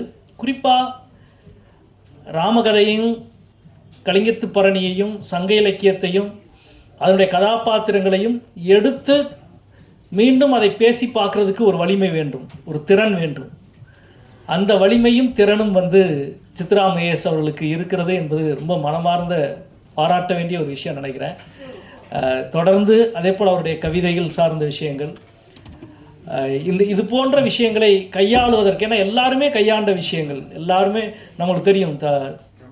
தமிழ் இலக்கியத்தில் ஓவியத்தை பற்றி வருகிற முதல் குறிப்பே ராமகதையினுடைய குறிப்பு தான். திருப்பரங்குன்றம் கோவிலில், திருப்பரங்குன்றத்தில் வரையப்பட்ட ராமன் அகலிகைக்கு சாபம் தீர்த்ததாக சொல்லப்படுகிற அந்த ஓவியம்தான் சங்க இலக்கியத்தில் வர்ற ஓவியத்தை பற்றிய முதல் குறிப்பு. அப்படின்னா அந்த கதைகள் இன்னும் எத்தனை ஆயிரம் ஆண்டுகளுக்கு முன்பு இங்கே வந்திருக்கிறது, இங்கே இருந்து பேசப்படுகிறது ஒவ்வொன்றும். ஆனால் தமிழ் சமூகத்தில் அந்த கதைகளில் உயிரூட்டல் நடந்தது, ரொம்ப ஆச்சரியமான பல உயிரூட்டல் நடந்தது. இன்றைக்கி நீங்கள் ராம கதைகளில் பல கதைகள் துளசிதாச ராமாயணத்திலேயோ அதுக்கு முன்னால் இருக்கிற ராமாயணத்திலோ இல்லை, பலரும் அந்த கதைகளில் பல துணை கதைகளை கொடுத்தது கம்பன். அதே போல தான் வில்லிபுத்திரார் பாரதத்தில் பாஞ்சாலி சேலையை, உடையை, ஆடையை உருகிற அந்த காட்சியை அதுக்கு முன்னாள் முறை அவலக்காட்சியாக இருந்தது. அது தமிழ்நாட்டிலிருந்து தான் எழுதப்பட்ட இலக்கியங்களில் தான் அது பெரும் எழுச்சிகரமான ஒரு பெண்ணின் எழுச்சியான காட்சியாக மாறியது தமிழ்நிலத்திலே இருந்து போனது தான். அதை பற்றியெல்லாம் நிறைய குறிப்புகளும் கதைகளும் இருக்கிறது. வில்லிபுத்திராருடைய கதைகள் இப்படி நிறைய சொல்லலாம். இப்படி நம்முடைய புராணங்களை, இதிகாச கதைகளை எல்லாவற்றையும் மீண்டும் மறுவாசிப்பு செய்கிற ஒரு பெரும் தொடர்ச்சி நம்மகிட்ட இருக்குது. அந்த தொடர்ச்சியில் இன்றைக்கு சித்ரா மகேஷ் அவர்களும் இணைந்தது என்பது மிக மகிழ்ச்சியான ஒரு விஷயம். அவர்கள் இந்த இடத்துல நான் அது ஒரு கூடுதலான நன்றி ஒன்று சொல்லணும்னு நினைக்கிறேன். என்னுடைய வேள்பாரி தொடர் இளைய ஆனந்தவுடன் வந்து கொண்டே இருந்த பொழுதே அது படித்து அதை பற்றி தொடர்ந்து பேசிக்கொண்டே இருப்போம். நூல் வடிவம் வந்த பொழுது அதை முழுவதும் இலக்கணத்தின் அடிப்படையில் பிழைகளை சரிபார்த்து கொடுத்தது நம்முடைய அன்பிற்குரிய சித்ரா மகேஷ் அவர்கள். என்னுடைய நூலினுடைய முன்னுரையிலே அவருக்கு நன்றி சொல்லியிருப்பேன். அவ்வளவு தூரம் இலக்கண பூர்வமாக எழுத்துக்களை, வார்த்தையை, சொல்லை அவ்வளவு தெளிவோடு இருக்கிற ஒரு எழுத்தாளர், ஆய்வாளர். கால்டுவெல் சொன்னது போல் இவ்வளவு வாழ்வினுடைய பயணத்திலும் ஒவ்வொரு வருஷமும் 2 நூல் 3 நூல் என்று தொடர்ந்து எழுதி கொண்டே இருக்கிற அவருடைய இந்த பயணம், இந்த ஆர்வம், இந்த ஆற்றல் மேலும் பெருக வேண்டும் என்று சொல்லி வாழ்த்தி அமைகிறேன். நன்றி, வணக்கம். அன்பு சகோதரி சித்ரா மகேஷ் என்கிற தமிழ்காரி அவர்கள் 3 புத்தகங்களை எழுதி இன்று இந்த அருமையான வெளியீட்டு விழாவில் கலந்து கொள்வது உண்மையிலும் பெரும் மகிழ்ச்சியே. யாரோ ஒரு எழுத்தாளர் தான் எழுதியிருந்தார், கொங்கு மண்டலத்தில் மேற்கு தமிழ்நாட்டில்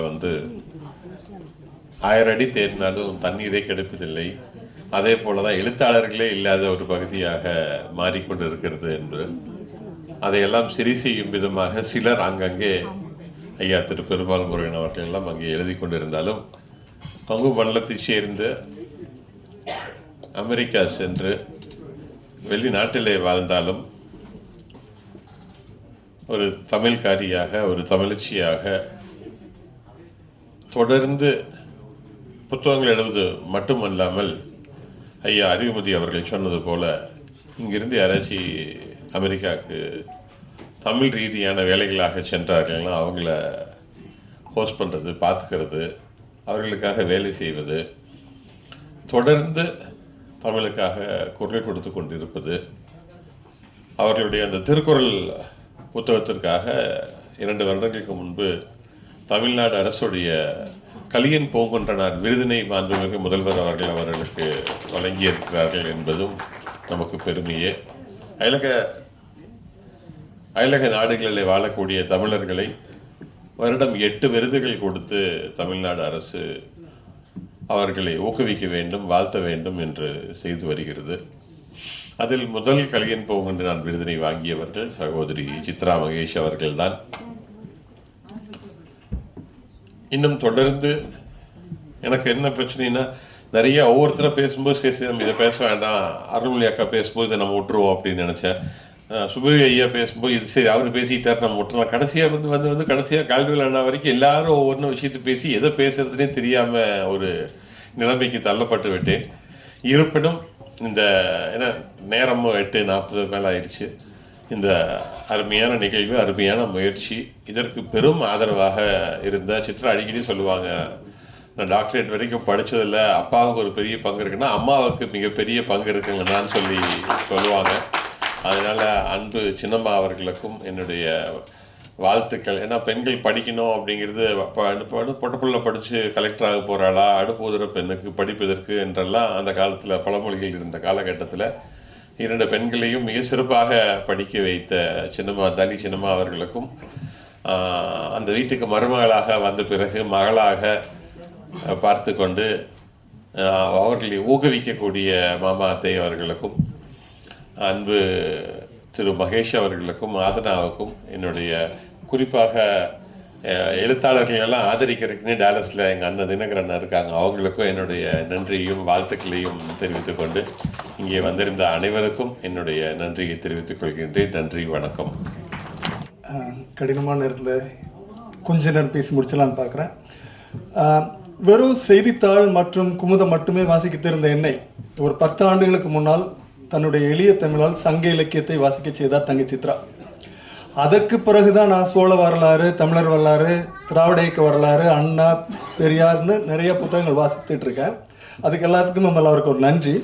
இந்த சங்க இலக்கியத்துக்கு முன்னாடி அவருக்கு எனக்கு உள்ள உடல் என்னென்னா, ஊடகத்துக்காக கவிதைகள், கட்டுரைகள் எழுதி வாங்கும் பழக்கம் உண்டு. உள்ளூர் பத்திரிகைகளுக்கும் சரி ரொம்ப வேகமாக பண்ணிடுவாங்க. நான் குறுகிய காலத்தில் கேட்ட ஒரு கவிதைனா 1 மணி நேரத்தில் எனக்கு ஒரு கவிதை எழுதி தந்திருக்காங்க. மிதி அதிக போனால் 2 மணி நேரத்தில் அவ்வளோ வேகமாக எழுதக்கூடியவங்க. திருக்குறள் எழுதி முடிச்சுட்டு என்ன பண்ணலாம் அப்படின்னு சொல்லும்போது கவிதைகள் எழுத போகிறேன்னாங்க. காதல் கவிதைன்னு சொன்னாங்க. அதையும் வேகமாக எழுதி முடிச்சிட்டாங்க. கால்டுவெல் சொன்னதில் எனக்கு சின்ன உடன்பாடு இல்லை.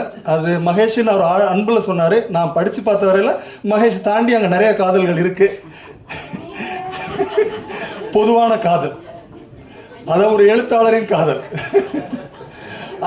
அந்த புத்தகத்தை பார்த்து என்னோட அனுபவத்தை ஒன்று சொல்லணும். என்னால் ஒரு 10 கவிதைக்கு மேலே வாசிக்க முடியாது தொடர்ந்து. அது ஒரு பெரிய தாக்கத்தை கொடுக்கும். அந்த புத்தகத்தை வாசிக்கிறங்கிட்ட ஒரு 5-6 நாள் ஆச்சு. அதை வாசித்து முடித்தோடனே ஒரு இது என்ன வச்சு, அது கண்டிப்பாக நடைமுறைக்கு சாத்தியம் இல்லாத. ஆனால் இந்த இடத்துல நான் சொல்லியான்னு நினைக்கிறேன். இந்த கவிதைகளை நான் காலேஜ் படிக்கும்போது வாசிச்சிருந்தேன்னா கண்டிப்பாக எனக்கு கொஞ்சம் காதல் அனுபவம் கிடைச்சிருக்கும். அந்த கவிதையை முடிச்சுட்டு அவங்க இன்னொன்று சொல்லணும்னா, முதல் புத்தக விழாவில் 3 புத்தகம் எழுதணும்னு அவங்க முடிவு பண்ணாங்க. 3ஆவது புத்தகம் எழுதிட்டாங்க. அதை வடிவமைச்சு வெளியே கொண்டுல நமக்கு தான் சிக்கலானால 2ஆக தான் முடிஞ்சுது. இந்த தடவை 3 புத்தகம்னு முடிவு பண்ணிட்டாங்க. சரி, காதல் எழுதாச்சு, அடுத்து என்ன பண்ணலான்னா கலிங்கத்து பரணி எழுத போகிறேன்னு சொன்னாங்க. இது காதல், அது போர்க்களம். ரொம்ப விரைவாக எழுதி முடிச்சிட்டாங்க. அதில் சோழ வரலாறையும் குயிக்காக நிறைய எழுதியிருக்கிறாங்க. சேங்கொண்டார் ஒரு பரன்லேருந்து எழுதி பார்த்து எழுதினார்னா, நம்ம தமிழ்கார் இன்னொரு பரன்லேருந்து பார்த்து எழுதினா தான் எனக்கு தெரிஞ்சுது. அதில் ஒரு முக்கியமானதுன்னா, அந்த காலகட்டத்தில் நம்ம மக்கள் மத்தியில் இருந்த ஒரு சில நம்பிக்கைகளை புரிய முடிஞ்சுது. எப்படி சங்க இலக்கியத்தில் இல்லாத நம்பிக்கைகள், இடையில வந்த நம்பிக்கைகள், இப்போ நம்ம எப்படி மாறி இருக்கோம். இந்த தமிழர் வரலாற்றை எனக்கு ஒரு விதமாக புரிஞ்சு கொள்கிற ஒரு வாய்ப்பு அந்த புத்தகத்தில் கிடைச்சிது. 3ஆவது இதை எழுதி முடிச்சு 3ஆவது என்ன புத்தகம் எழுத போகிறாங்கன்னு எங்களுக்கும் ஆர்வம். எனக்கு ரமேஷுக்கு எல்லாமே என்ன எழுத போகிறாங்கன்ட்டு ஏதோ கட்டுரை தொகுப்புழுவாங்கன்னு நான் நினச்சிட்டு இருந்தோம். இல்லை, நான் சூர்பனகை எழுத போகிறேன்னு சொன்னாங்க. சூர்பனகை பற்றி ஒரு கால்டுவெல் சொன்னாங்க ஒரு நிகழ்வு. அப்போவே அவங்க என்கிட்ட சொல்லியிருக்காங்க, இதை யாரும் எழுதுறதில்ல, எழுதணும்னான்ட்டு. என்னோட என்னென்னா, சூர்பனகை பற்றி அவங்களுக்கு அன்னைக்கு தோணுதில்லை. அது ஒரு 10-12 ஆண்டுகளுக்கு முன்னாடி நடந்த நிகழ்வு.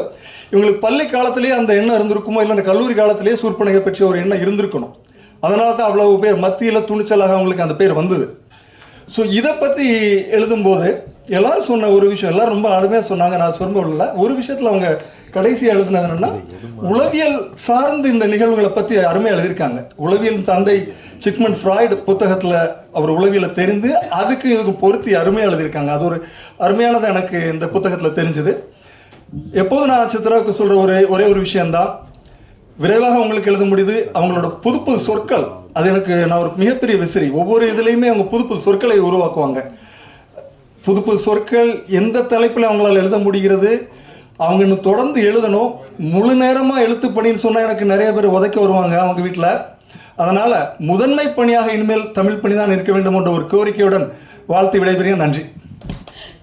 அனைவருக்கும் நன்றி. நிறைய பேர் வந்துட்டு போயிட்டாங்க, அவங்களுக்கும் நன்றி. ஏற்புரை பொதுவாகவே நன்றியுடையாக தான் இருக்கும்.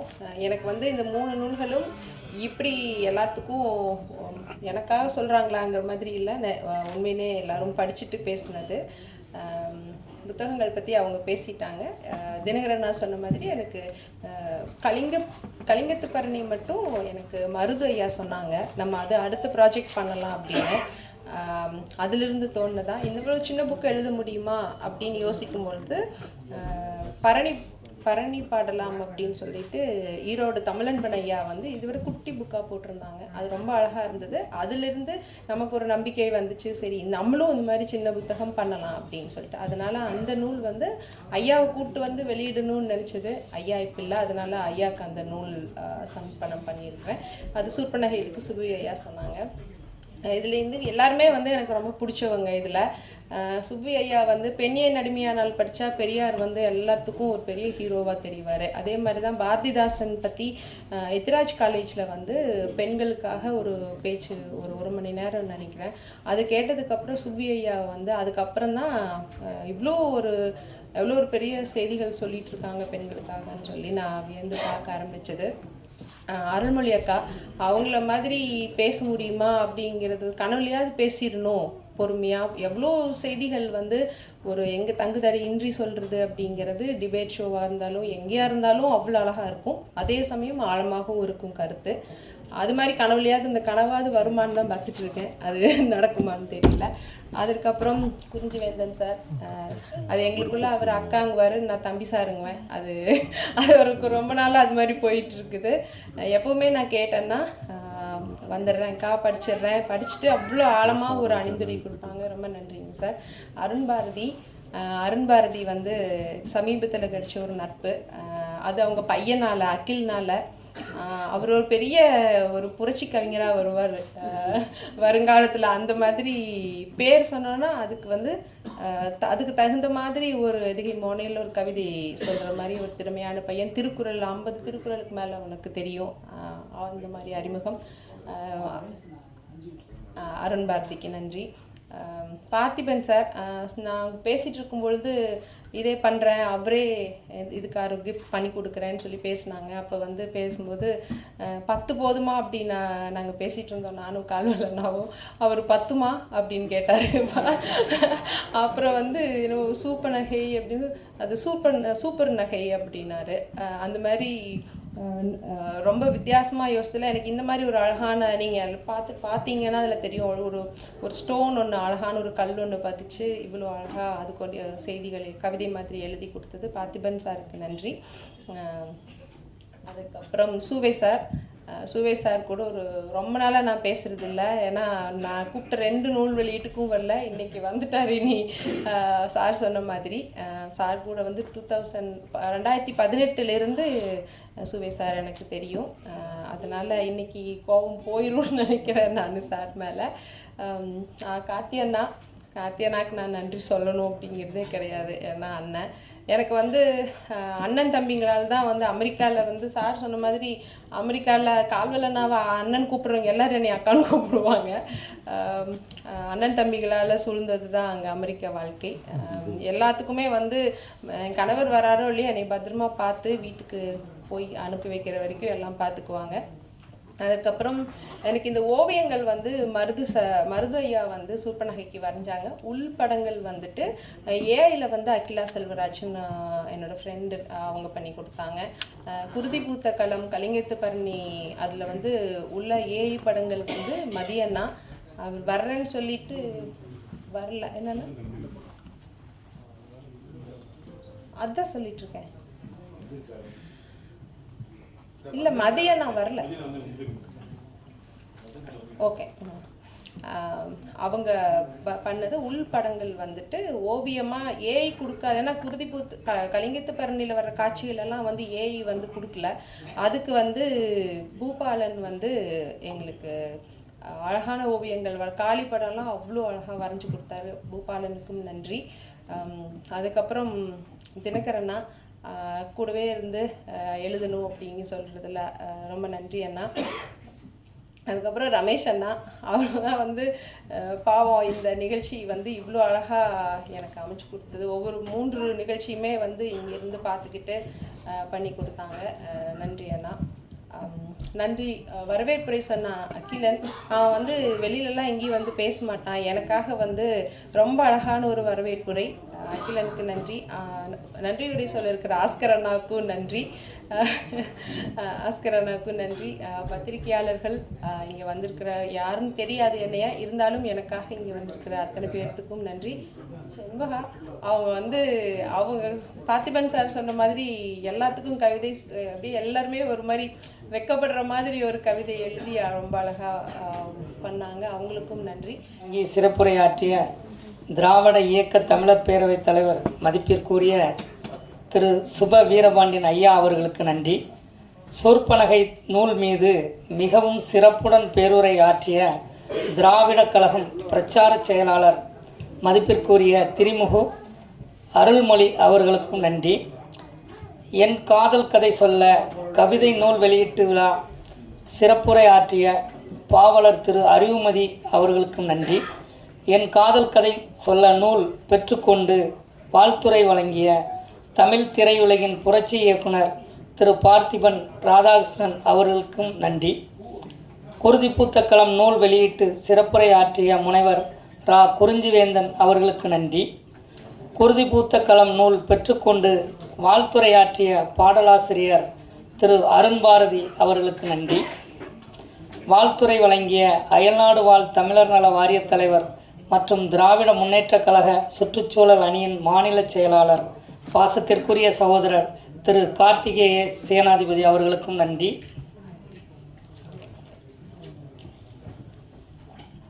நாடாளுமன்ற கூட்டத்தொடருக்கு இடையே நேரம் ஒதுக்கி டெல்லியிலிருந்து வந்து வாழ்த்துரை வழங்கிய மதுரை நாடாளுமன்ற உறுப்பினர் திரு சு வெங்கடேசன் அவர்களுக்கு நன்றி. அமெரிக்காவிலிருந்து வந்து நிகழ்ச்சி ஒருங்கிணைப்பிற்கு உடனிருந்து பேருதவி செய்து வாழ்த்துரை வழங்கிய நோபல் கியூ வெஞ்சர்ஸ் நிறுவனர் சகோதரர் திரு கால்டுவல் வேல் நம்பி அவர்களுக்கு நன்றி. சூர்பனகை புத்தகத்தின் அட்டைப்படம் வரைந்த ஓவியர் திரு டிராஸ்கி மருது அவர்களுக்கு நன்றி. நூல்களுக்கான படங்கள் தந்து உதவிய அமெரிக்கா வாழ் தமிழர்கள் திரு பூபாலன் மற்றும் திருமிகு அகிலா செல்வராஜ் அவர்களுக்கு நன்றி. புத்தகம் வடிவாக்கம் செய்து தந்த திரு மதிராஜ் அவர்களுக்கு நன்றி. மிக குறுகிய காலத்தில் அச்சிட்டு உதவிய திரு விவேகானந்தன் அவர்களுக்கு நன்றி. அந்தரி பதிப்பகத்தின் நிகழ்வுகளுக்கு தொடர்ந்து பேராதரவு வழங்கி வரும் ஊடக மற்றும் பத்திரிகை நண்பர்கள் அனைவருக்கும் மனமார்ந்த நன்றியை தெரிவித்துக் கொள்கிறோம். இந்த நிகழ்ச்சியை வெற்றிகரமாக நடத்தி தந்த பார்வையாளர்கள் அனைவருக்கும் மிக்க நன்றி. பல்வேறு வகையிலும் உதவிகரமாக இருந்த நண்பர்கள் மற்றும் உறவினர் அனைவருக்கும் நன்றி. இப்படிப்பட்ட சிறப்பான நிகழ்வுகளுக்கு காரணமாக விளங்கி வரும் எங்கள் நாயகி தமிழ்காரி என்னும் பாசத்திற்குரிய சகோதரி முனைவர் சித்ரா மகேஷ் அவர்களுக்கும் நெஞ்சார்ந்த நன்றிகள். அந்தரி பதிப்பகத்தின் மற்றுமொரு நிகழ்வில் உங்கள் அனைவரையும் மீண்டும் சந்திப்போம். நன்றி, நன்றி, நன்றி. வணக்கம்.